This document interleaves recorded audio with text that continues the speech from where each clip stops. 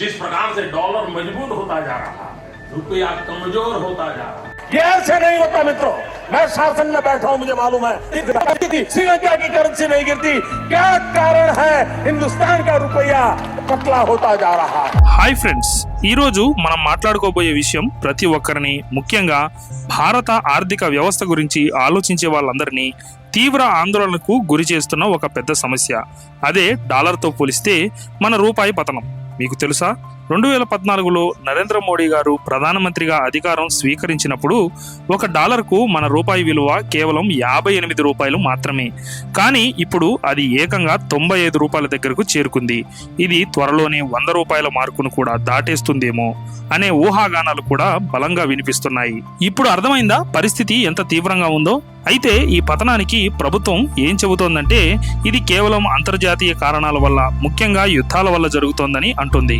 కానీ అసలు విషయం ఏమిటంటే ఇది పూర్తిగా నిజం కాదు.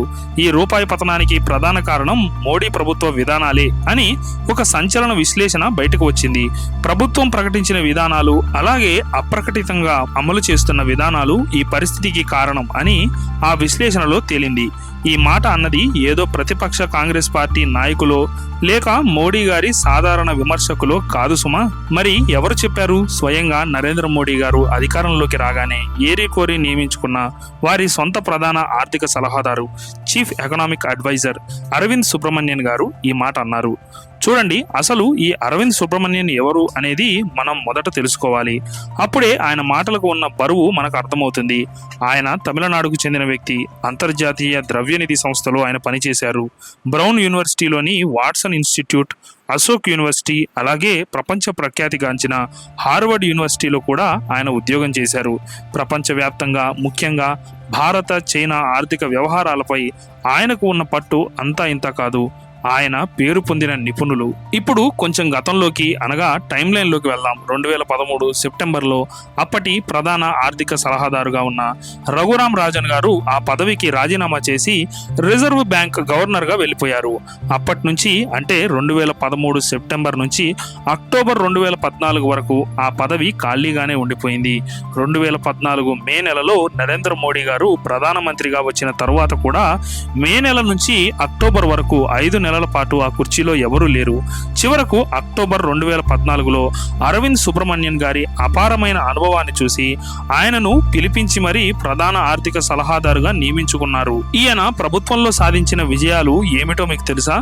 సామాన్యులందరికీ బ్యాంక్ అకౌంట్ ఉండాలనే ఉద్దేశంతో ప్రభుత్వం తీసుకొచ్చిన జన్ ధన్ ఖాతాలను ఆధార్తో, మొబైల్ నెంబర్తో ముడిపెట్టి జేఏఎం, జన్ ధన్ ఆధార్ మొబైల్ అనే అద్భుతమైన సూచన ఇచ్చింది ఈయనే.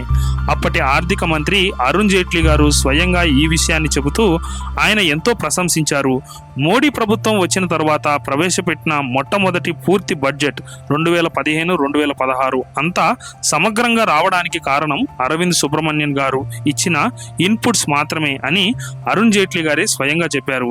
ఇదంతా మీకు ఎందుకు చెప్తున్నానంటే ఆయన ఏదో మామూలు విమర్శకుడు కాదు, స్వయంగా ప్రభుత్వమే నెత్తిన పెట్టుకున్న ఆర్థికవేత్త అని మీకు తెలియజేయడానికి. ఇంతటి ఘనత వహించిన అరవింద్ సుబ్రమణ్యన్ గారి పదవీ కాలం వాస్తవానికి 3 ఏళ్లు. అంటే అక్టోబర్ 2017లో అది ముగిసిపోవాలి. కానీ ఆయన సేవలు ప్రభుత్వానికి ఎంతగానో అవసరం కాబట్టి ఆయనకు మరొక సంవత్సరం పొడిగింపు ఇచ్చారు. అయితే ఇక్కడే అసలు ట్విస్ట్ మొదలైంది. ఆ పొడిగించిన సంవత్సరం పూర్తి కాకముందే ఆయన తన సొంత కారణాలతో అమెరికా వెళ్ళిపోవాల్సి వస్తోందని చెప్పి పదవికి రాజీనామా చేసేశారు. అప్పటి ఆర్థిక మంత్రి అరుణ్ జైట్లీ గారు దీనిపై స్పందిస్తూ అరవింద్ సుబ్రమణ్యన్ గారు కేవలం వ్యక్తిగత కారణాలతోనే రాజీనామా చేస్తున్నారని ప్రకటించారు. ఆ తర్వాత 2018లో ఆయన ఈ పదవి నుంచి వెళ్ళిపోయి హార్వర్డ్ యూనివర్సిటీలోని కెన్నడీ స్కూల్లో విజిటింగ్ లెక్చరర్గా వెళ్ళారు. అటు తర్వాత మన దేశంలోని అశోక్ యూనివర్సిటీలో కూడా కొంతకాలం ఆయన పనిచేశారు. కానీ అక్కడ ప్రతాప్ భాను మెహతా అనే మరొక ప్రొఫెసర్ రాజీనామా చేయాల్సి వచ్చిన పరిస్థితులకు నిరసనగా సుబ్రమణ్యన్ గారు కూడా తన పదవిని వదులుకున్నారు. ఆ తర్వాత ఆయన పూర్తిగా అమెరికా వెళ్ళిపోయి 2021 నుంచి బ్రౌన్ యూనివర్సిటీలోని వాట్సన్ ఇన్స్టిట్యూట్లో పనిచేస్తున్నారు. ఇప్పుడు అసలు విషయానికి వద్దాం. ఈ మధ్య, అంటే మే 26న ఇండియన్ ఎక్స్ప్రెస్ పత్రికలో అరవింద్ సుబ్రమణ్యన్ గారు ఒక సంచలన వ్యాసం రాశారు. ఆ వ్యాసం పేరు needed in Delhi, A change of personal not just just policy reform, అంటే కేవలం విధానపరమైన సంస్కరణలు మాత్రమే ఈ పరిస్థితిని పరిష్కరించలేవని, అధికారంలో ఉన్న వ్యక్తులు కూడా మారాలని ఆయన తీవ్రమైన వ్యాఖ్య చేశారు. గత వారం రోజులుగా దేశవ్యాప్తంగా ఇదే వ్యాసం మీద పెద్ద చర్చ నడుస్తుంది. ఆ వ్యాసంలో ఆయన చెప్పిన అతి ముఖ్యమైన విషయం ఏమిటో తెలుసా? మొదటిది, మన రూపాయి సంక్షోభం ఇరాన్ లేదా ఇతర అంతర్జాతీయ యుద్ధాల వల్లనే రూపాయి పడిపోతుందని ప్రభుత్వం చెబుతోంది కదా. యుద్ధం వల్ల పరిస్థితి కాస్త తీవ్రమైంది అన్నది నిజమే. అయినప్పటికీ అసలు ఈ పతనం యుద్ధానికి 2-3 ఏళ్ల ముందు నుంచే మొదలైందని ఆయన కొండబద్దలు కొట్టారు. ఒక్క తుర్కీ దేశం మినహా ప్రపంచంలో మరే దేశపు కరెన్సీ కూడా ఇంత దారుణంగా పడిపోలేదు. 2022 ఫిబ్రవరిలో యుద్ధం మొదలైనప్పటి నుండి 2026 వరకు, అంటే ఈ వరుస 3.5 ఏళ్లలో రూపాయి ఏకంగా 20% మేర పతనమైపోయింది. రిజర్వ్ బ్యాంక్ ఎన్ని రకాల చర్యలు తీసుకున్నా సరే ఈ పతనాన్ని అడ్డుకోలేకపోయిందని ఆయన స్పష్టంగా చెప్పారు. మరి దీనికి కారణం ఏంటి? ఆయన 2 ప్రధాన కారణాలు చెప్పారు. మన దేశంలో 2 ప్రధాన ఆర్థిక కేంద్రాలు ఉన్నాయి. అందులో ఒకటి మన రాజకీయ ఆర్థిక నిర్ణయ కేంద్రమైన ఢిల్లీ. ఈ ఢిల్లీ కేంద్ర సమస్యల మీద దృష్టి కేంద్రీకరించకుండా మౌనంగా ఎటో చూస్తూ ఉండిపోయింది. రెండవది మన ఆర్థిక కేంద్రం ముంబై. ఒకదాని తర్వాత ఒకటిగా వస్తున్న ఘటనల మధ్య ముంబై కేంద్రం కొట్టుకుపోయింది తప్ప ఏమాత్రం దూరదృష్టి లేకుండా వ్యవహరించిందని ఆయన విమర్శించారు. చూడండి, ఈ రూపాయి పతనం దేనికి సూచన కూడా ఆయన చాలా స్పష్టంగా చెప్పారు. అంతర్జాతీయ ద్రవ్య పెట్టుబడికి, అంతర్జాతీయ మదుపుదారులకు మన భారత ఆర్థిక వ్యవస్థ మీద విశ్వాసం పూర్తిగా సన్నగిల్లడానికి ఇది ఒక ప్రత్యక్ష సూచన. ఇలా విశ్వాసం పోవడం వల్లే విదేశీ మదుపుదారులు తమ పెట్టుబడులను విపరీతంగా వెనక్కి తీసేసుకుంటున్నారు. ఇలా పెట్టుబడుల ఉపసంహరణ వల్లే రూపాయి మరింత పతనం అవుతోందని ఆయన అన్నారు. ఆయన చెప్పిన ఒక లెక్క వింటే మీకు పరిస్థితి అర్థమవుతుంది. 2000 నుంచి 2010 వరకు ఉన్న ఆ దశకంలో మన దేశ జాతీయోత్పత్తిలో విదేశీ ప్రైవేట్ కార్పొరేట్ పెట్టుబడుల వాటా ఏకంగా 17% ఉండేది. కానీ ప్రస్తుతం అది సరిగ్గా అందులో సగానికి పడిపోయిందని ఆయన తేల్చి చెప్పారు. అంటే మన దేశం మీద నమ్మకం లేక విపరీతంగా విదేశీ కార్పొరేట్ పెట్టుబడులు వెళ్ళిపోయాయి అని దీని అర్థం. మరి మన భారత ఆర్థిక వ్యవస్థ మీద నమ్మకం కలిగించడానికి ప్రభుత్వం ఏమీ చేయలేదా అని అనుమానం మీకు రావచ్చు. వాస్తవానికి ప్రభుత్వం అనేక చర్యలు తీసుకుందని సుబ్రహ్మణ్యన్ గారు కూడా తన వ్యాసంలో ప్రస్తావించారు. ఉదాహరణకు, కార్పొరేట్ సంస్థలకు అనుకూలమైన రాయితీలు ఇస్తూ జీఎస్టీ తీసుకురావడం, విదేశీ పెట్టుబడులను ఆకర్షించడానికి వీలుగా కార్మిక చట్టాలను వాళ్లకు అనుకూలంగా మార్చడం, ఫారిన్ డైరెక్ట్ ఇన్వెస్ట్ నిబంధనలను సడలించడం లాంటివి చేశారు. అలాగే యూరోపియన్ యూనియన్తో ఫ్రీ ట్రేడ్ అగ్రిమెంట్ చేసుకోవడం, అమెరికాతో ఒక ట్రేడ్ డీల్కు సిద్ధపడటం వంటివి కూడా జరిగాయి. ఇన్ని చేసిన తర్వాత విదేశీ ప్రత్యక్ష పెట్టుబడులు పెరిగి మన రూపాయి విలువ మెరుగుపడాలి కదా, కానీ అలా జరగలేదు. దీనికి కారణం ఏమిటో వివరిస్తూ ఆయన ఒక 5 ముఖ్యమైన విషయాలు చెప్పారు. జాగ్రత్తగా వినండి. మొదటిది, దేశంలో ఉన్న ఆర్థిక నియంత్రణ యంత్రాంగాన్ని అందరికీ సమానంగా కాకుండా కేవలం కొద్దిమంది ఆశ్రిత పెట్టుబడిదారులకు, క్రానిక్ క్యాపిటలిస్ట్స్కు మాత్రమే అనుకూలంగా మార్చేశారు. దీనివల్ల బయటి పెట్టుబడిదారులకు మన దేశానికి వస్తే న్యాయం జరుగుతుందన్న నమ్మకం పోయింది.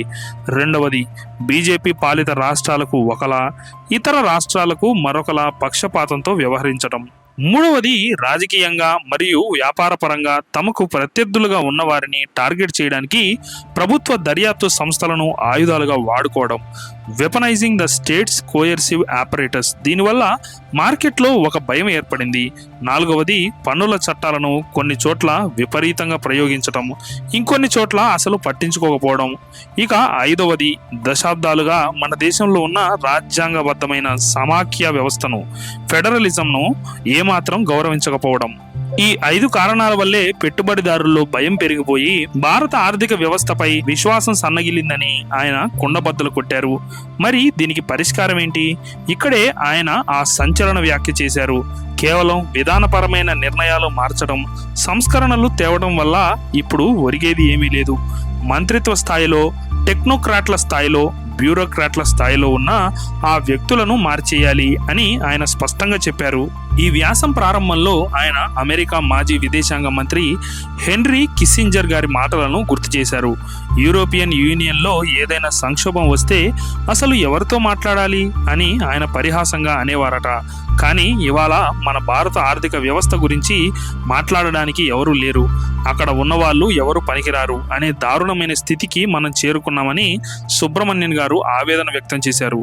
చూశారు కదా, నరేంద్ర మోడీ గారికి 4 సంవత్సరాల పాటు ప్రధాన ఆర్థిక సలహాదారుగా పనిచేసిన ఒక అత్యున్నత స్థాయి వ్యక్తి మన రూపాయి పతనం గురించి, మోడీ ప్రభుత్వ విధానాల గురించి ఇంత ఘాటైన విమర్శ చేయటం నిజంగా మనందరం తీవ్రంగా ఆలోచించాల్సిన విషయం. అసలు ఈ దేశ ఆర్థిక వ్యవస్థ ఎటుపోతుందో అర్థం చేసుకోవడానికి ఈ విశ్లేషణ ఒక కనువిప్పు లాంటిది. ఈ వీడియో మీకు నచ్చినట్లయితే లైక్ చేయండి అండ్ షేర్ చేయండి అండ్ మన ఛానల్ని సబ్స్క్రైబ్ చేసుకోవడం మర్చిపోకండి.